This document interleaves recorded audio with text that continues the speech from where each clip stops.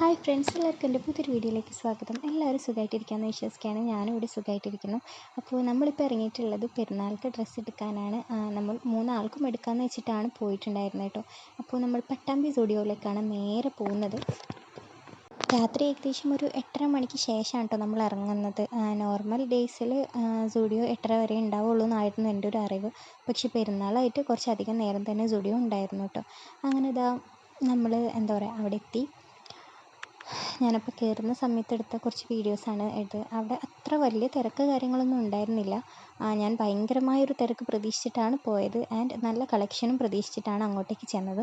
വേറെ ഒരു ഷോപ്പും നോക്കാണ്ട് ഞാൻ സ്റ്റുഡിയോയിലേക്ക് ചെല്ലാൻ കാരണം ഞാൻ എൻ്റെ ഒരുവിധം ഔട്ട്ഫിറ്റ് എല്ലാം ഞാൻ സ്റ്റുഡിയോയിൽ നിന്ന് തന്നെയാണ് എടുക്കാറുള്ളത്.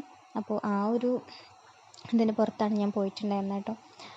അങ്ങനെ അവിടെ ചെന്നിട്ട് പിന്നെ ഒരു മിറർ നമ്മൾ മിസ്സാക്കാൻ പാടില്ല. എല്ലാത്തിലും ഞാൻ ചെന്ന് വീഡിയോ എടുത്തിട്ടുണ്ടായിരുന്നു കേട്ടോ. എല്ലാവരും എന്നെ നോക്കുന്നുണ്ട്, ഇവൾ എന്ത് കാണിക്കുന്നത് പറഞ്ഞിട്ട്.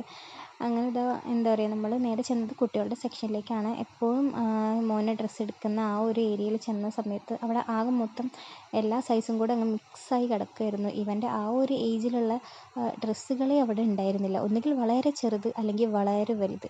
അതായത് 11 വയസ്സ്, 12 വയസ്സ്, അതല്ലെങ്കിൽ 1-1.5 വയസ്സ്. ഈ ഒരു റേഞ്ചിലുള്ള ഡ്രസ്സുകളെ അവിടെ ഉണ്ടായിരുന്നുള്ളൂ. ഞാൻ കംപ്ലീറ്റ്ലി മൂഡ് ഔട്ടായി. കാരണം അവനക്ക് ഏറ്റവും ഇവിടുന്ന് നമ്മൾ ഒരുപാട് ഡ്രസ്സുകൾ എടുത്തിട്ടുണ്ട്.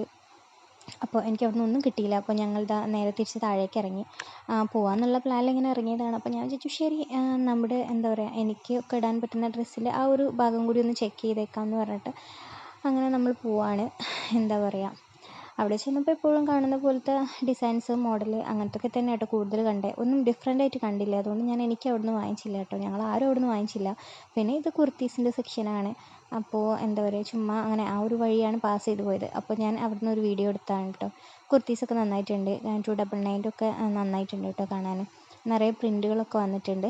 പിന്നെ കുറച്ച് ഇതൊക്കെ ഞാൻ അവിടുന്ന് എടുത്തിട്ടുള്ള വീഡിയോസാട്ടോ. ഈ ടീഷർട്ട് എനിക്ക് നന്നായി ഇഷ്ടപ്പെട്ടു. നല്ല തുണിയായിരുന്നു. ആ ഒരു ഡിസൈനും എനിക്ക് ഭയങ്കരമായിട്ട് ഇഷ്ടപ്പെട്ടു കേട്ടോ. അങ്ങനെ പിന്നെ ഞാനവിടെ ചുമ്മാ കറങ്ങി നടന്ന് കുറച്ച് വീഡിയോസ് ഒന്നും വാങ്ങിച്ചില്ലെങ്കിലും വെറുതെ ഇങ്ങനെ കറങ്ങി നടക്കാൻ തന്നെ ഒരു രസമാണ് കേട്ടോ. ചുമ്മാ നല്ല നല്ല ഡ്രസ്സൊക്കെ നോക്കി വേണമെങ്കിൽ 1-2 ട്രൈ ഒക്കെ ചെയ്ത് അങ്ങനെ സമയം പോയതുപോലെ അറിഞ്ഞില്ല എന്ന് വേണമെങ്കിൽ പറയാം. ഒരു 9:30-9 മണി ഒക്കെ ആവുന്ന സമയത്താണ് നമ്മൾ അവിടുന്ന് ഇറങ്ങിയിട്ടുണ്ടായിരുന്നത്. ടീഷർട്ടിൻ്റെ കളക്ഷനാണ് കേട്ടോ. അതായത് സ്ലീവ് ഇല്ലാത്ത. ഞാൻ അവിടുന്ന് മുന്നേ ഞാൻ രണ്ട് ടീഷർട്ട് വാങ്ങിച്ചിട്ടുണ്ട്. നല്ല ക്വാളിറ്റിയാണ്. ഇതുവരെ ഒന്നും ആയിട്ടില്ല കേട്ടോ. അപ്പോൾ അങ്ങനെ നമ്മൾ അവിടുന്ന് ഞാൻ കുറച്ച് വിഷമത്തോടെ ഇറങ്ങിയിട്ടുണ്ട്. കാരണം മോനക്കും ഡ്രസ്സ് വാങ്ങിക്കാൻ പറ്റിയില്ല, എനിക്കും വാങ്ങിക്കാൻ വേണ്ടി പറ്റില്ല. എനിക്കൊന്നും ഡിഫറെൻ്റ് ആയിട്ട് അവിടെ കാണാൻ വേണ്ടിയിട്ട് പറ്റിയില്ല കേട്ടോ. അപ്പോൾ അത് കാരണം നമ്മൾ അവിടുന്ന് നേരെ ഇറങ്ങിയിട്ടുണ്ട്. ഇനിയിപ്പോൾ നേരെ വീട്ടിലേക്ക് പോകാനുള്ള പ്ലാനിലാണ് കേട്ടോ പോയിട്ടുണ്ടായിരുന്നത്. പിന്നെ നമ്മൾ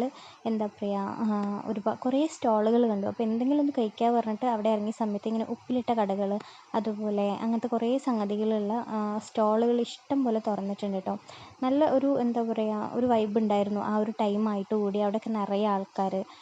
എനിക്ക് ഭയങ്കര ഇഷ്ടപ്പെട്ടു കേട്ടോ ഈ ഒരു മാങ്ങ. ഇതിൽ ചെമ്മീൻ്റെ എന്തോ ഒരു ഫ്ലേവറുള്ള ഒരു ചമ്മന്തിയാണ് ഇതിൽ ആഡ് ചെയ്തിട്ടുള്ളത്. എന്നിട്ട് നല്ല ടേസ്റ്റ് ഉണ്ടായിരുന്നു. ഞാനിത് 2 കഴിച്ചു. അതുപോലെ പൈനാപ്പിൾ കഴിച്ചു.